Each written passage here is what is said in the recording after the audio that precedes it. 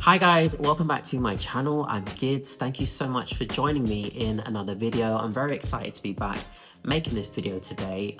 This is going to be an interesting video to film. I am basically going to be sharing my thoughts on the weird and wonderful world of fragrance PR.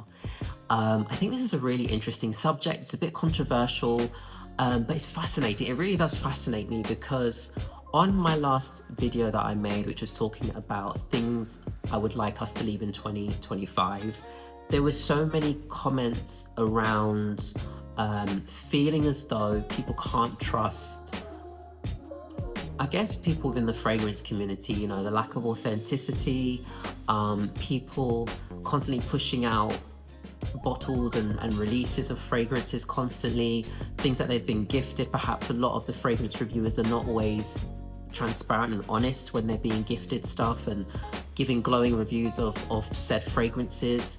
And it had me thinking about this whole notion of fragrance PR because it's massive. The fragrance community and the interest in fragrance is huge. It's huge. I mean, when I go on TikTok and they call it perfume talk or fragrance talk, that side of TikTok is massive. It's huge. There are so many people consuming fragrance content, and of course that leads to content creators on the platform growing, getting the attention of brands, and brands of course want to gift fragrances. They want to send out PR. Now, I just want to say this, I'm not someone that's anti-fragrance PR. I'm going to say that because I think for a fragrance content creator, especially when you review fragrances and you're trying to do it perhaps as a full-time gig, it's a very expensive hobby and passion to pursue because you need to constantly be able to have the fragrances to talk about. Yes, you can do the samples, etc., but a lot of audiences want to see the fragrance. They want you to talk about it. They want to see what it looks like.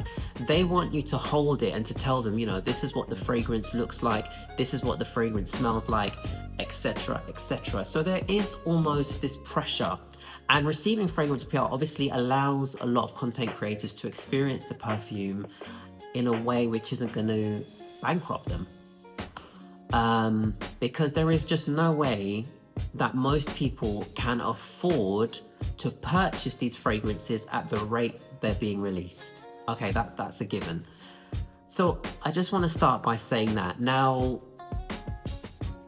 from a brand's point of view, sending out PR really doesn't cost them anything. For most brands, you know, most mid-level or large brands, especially think about, you know, the luxury brands and more top tier brands, sending out PR for them is nothing. It doesn't cost them anything in the long term. In fact, if anything, it's a very cost-effective way to use influencer marketing, which is actually massive. Influencer marketing is huge, and it's a very cost-effective way for them to get their products out to the reviewers, to review the fragrances, and to keep in the minds of consumers and audiences this new release that's just come out. Where things get a little bit blurry, as we all know, is when these reviewers and content creators and influencers are not disclosing that this fragrance that they're giving a glowing review about was actually gifted. So you've received the newest release from Guerlain, you've received this beautiful fragrance, and you're telling your audience, oh, it's amazing, it's such a gorgeous release, it's fantastic, but you've not disclosed that you've received this as PR. And I believe that Guerlain did gift this new flanker of Shalimar L'Essence to a lot of reviewers, and that's okay, but you need to disclose that. And the reason you need to disclose that is because people need to know if the reason why you're saying it's a great fragrance and that you love it is simply because you were gifted it. People need to know that. And there are some people in the fragrance community that receive so much PR, they can't keep up with what they've been sent. It's to that level. And I'm just simply saying, that's neither good or bad, in my opinion. I do think it's a bit excessive to receive that much PR, because how can you really take the time to review something and to sit with it and to give yourself a chance to understand and discover it if you're receiving PR at that rate? The other thing is, if you're not transparent with your audience, and if you are someone that feels the pressure to say everything is good and everything is amazing, eventually you'll lose the trust of your audience. And the thing about when you lose the trust of an audience, or when you lose people's trust in general, it's very, very hard to get that trust back. It's very, very hard to get that trust back. I understand that this is a very, very, very, very expensive hobby. It's a very expensive career if you want to make it a career, because audiences can get very entitled and they want to know, what does this new release smell like? Can you go and review it? Can you go and smell it? So there is a constant pressure to keep up with all of these new releases constantly. And there are probably ways you can get around that. I mean, my way is usually to go and sample stuff in store, try it a few times when I can. I mean, I'm not gonna buy every release because it's just financially, it just doesn't make sense for me, and I don't really need that many fragrances in my collection. Fragrance PR also, I believe, benefits brands equally.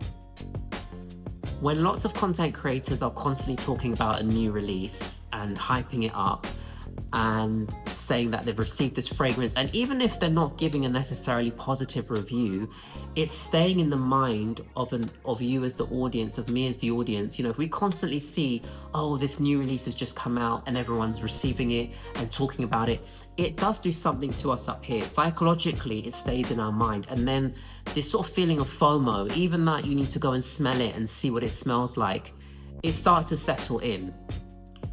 I remember last year there was a brand, I'm not very familiar with this brand, but a brand called, I think they're called French Avenue. And they took a lot of fragrance, they took a number of fragrance reviewers, and they did this massive launch in Dubai in the Middle East. And it was for 12 fragrances, which were it was like a collection of astrological type fragrances, and everyone, so Capricorn, Aquarius, Libra, all of the different star signs, and each star sign had their own fragrance. And I found it really interesting that all of these fragrance reviewers were gifted the whole collection and were gifted a trip to Dubai for the launch, which I found fascinating. That was really interesting, and I think this brand does a lot of dupes as well. So I mean, I don't really know a lot about French Avenue. I'm not saying in a snobby way, I just don't know a lot about them. And I found it really interesting. They launched these 12 fragrances. Lots of influencers were there at this event. But I find it interesting, that was last year. I've not heard anyone talking about any of those fragrances since. So although a lot of people might have received that as PR, the other thing to ask yourself is, when people receive PR, are they actually still talking about these fragrances, months on or a year on? And often you'll find that they're not. They've moved on to the next thing. So that's where things, to me, get quite ugly, because it's a constant thing of, you're receiving all this PR, you talk about it, you move on to the next thing. You're receiving the PR, you talk about it, you move on to the next thing.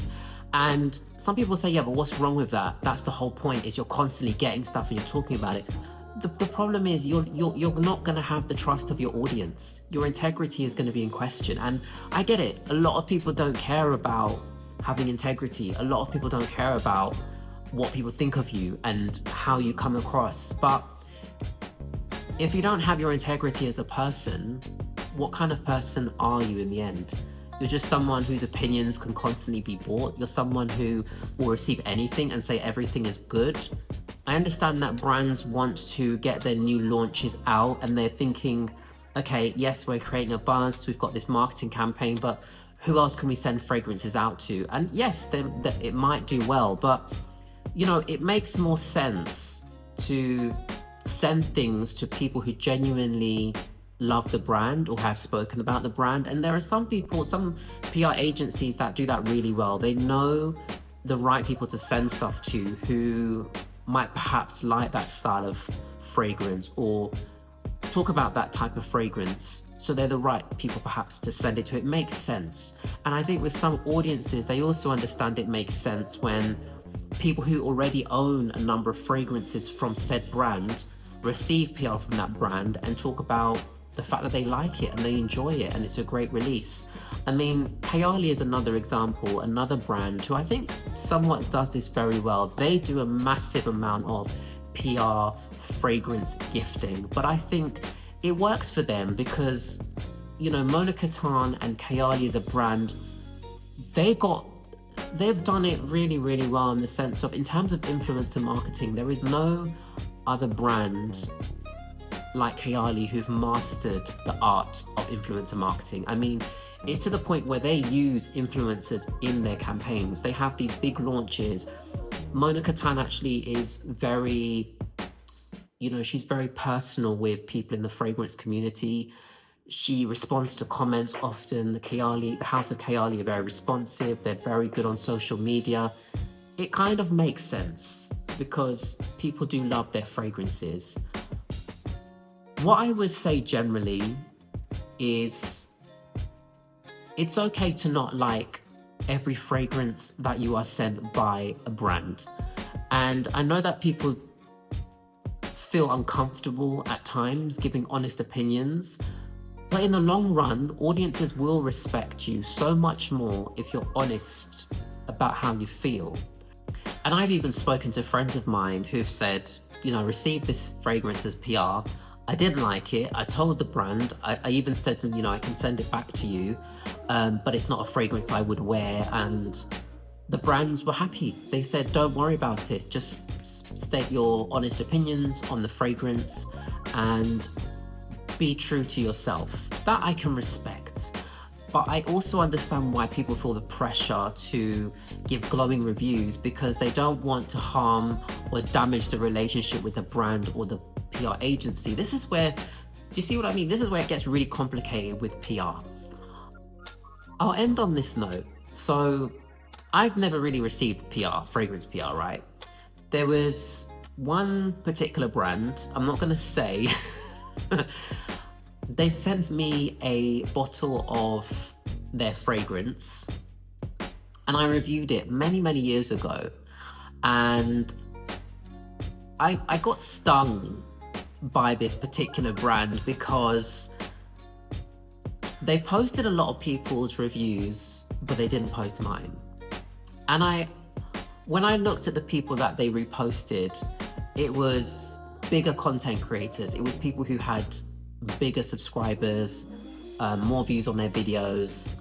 And I felt a little bit, it woke me up very quickly because I realized these brands and companies, they don't care about us. They don't care about you in particular.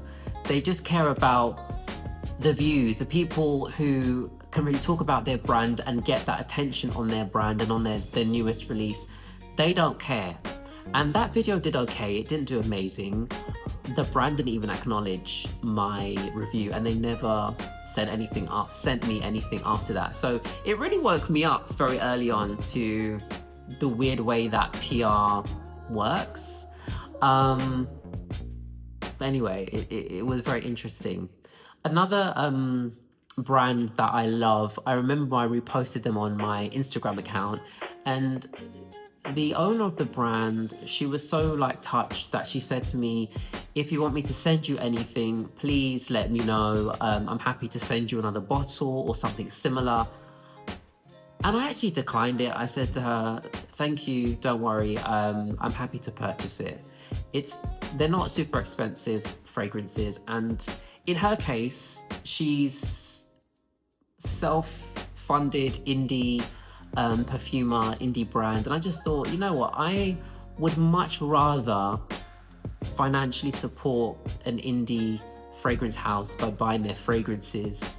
In my opinion, you know, I can afford to, so let me support her. And I really love what she does. I love her as a business owner as well. But I don't think there's anything wrong with receiving PR. Let me just make that very clear. Do I think there's anything wrong with receiving fragrance PR? Absolutely not.